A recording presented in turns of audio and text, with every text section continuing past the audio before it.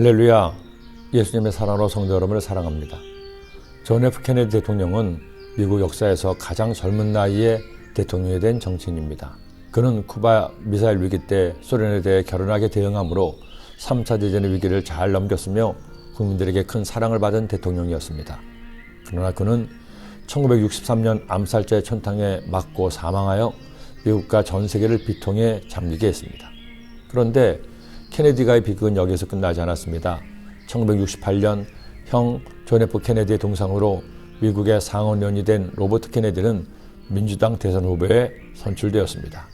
형의 뒤를 이어 유력한 대선 후보였던 그도 암살범에 의해 암살을 당했습니다. 형과 동생이, 그것도 현직 대통령과 대선 후보가 암살을 당한 것은 유례를 찾기 어려운 비극이었기에 미국인들은 더욱 큰 충격을 받기도 했습니다. 그런데 이런 비극이 유다 왕국에도 있었습니다. 물론 이 비극은 스스로가 자초한 것이기도 합니다. 그럼에도 한 나라의 왕들이 대를 이어 암살을 당한 것은 나라의 비극이요 가문의 비극이 아닐 수 없었습니다. 요아스 왕이 처음 왕이 되고 난 후 여호야다 제사장이 살았을 당시에는 정치를 잘했습니다. 성전도 보수하고 하나님이 기뻐하신 일을 많이 했죠. 그러다 보니 왕국도 번성하고 잘 나갈 수 있었습니다. 하지만 여호야다가 죽은 후 요아스는 우상을 섬기기 시작했고 심지어 그를 책망하는 여호야다의 아들마저 죽이는 죄를 범했습니다. 결국 그는 전쟁에서 패하고 부상당한 그를 신하들이 반역해서 죽였습니다. 그리고 그의 뒤를 이어 아마샤가 왕이 되었습니다. 아마샤 왕 역시 아버지와 같이 처음에는 하나님이 원하신 대로 나라를 다스렸습니다. 아버지를 죽인 신하들을 처형했지만 아들들을 살려두어 삼족을 멸하지는 않았습니다. 자비를 베푼 겁니다. 그리고 전쟁이 일어났을 때 북이스라엘 왕국과 동맹을 맺으려고 했지만 하나님이 원하시지 않자 이미 선불로 준 은 100달란트도 포기하고 동맹을 파기했습니다. 그러자 하나님께서는 기뻐하셔서 전쟁에서 승리하게 하셨죠.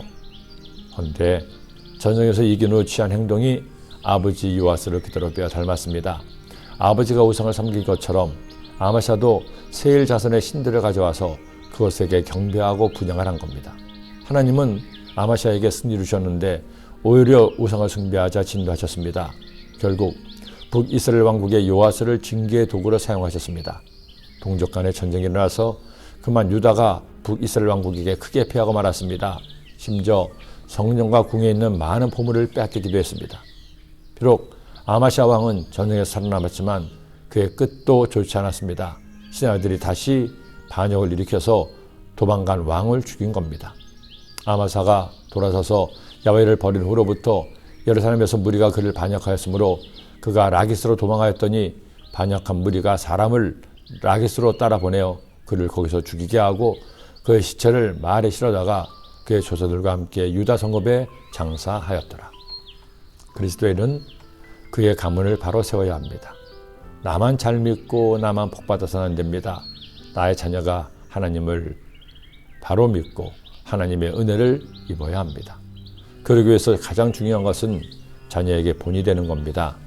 아무리 말로 훈계하고 가르치려고 해도 본이 되지 않는 가르침은 자녀가 잘 따르지 않습니다.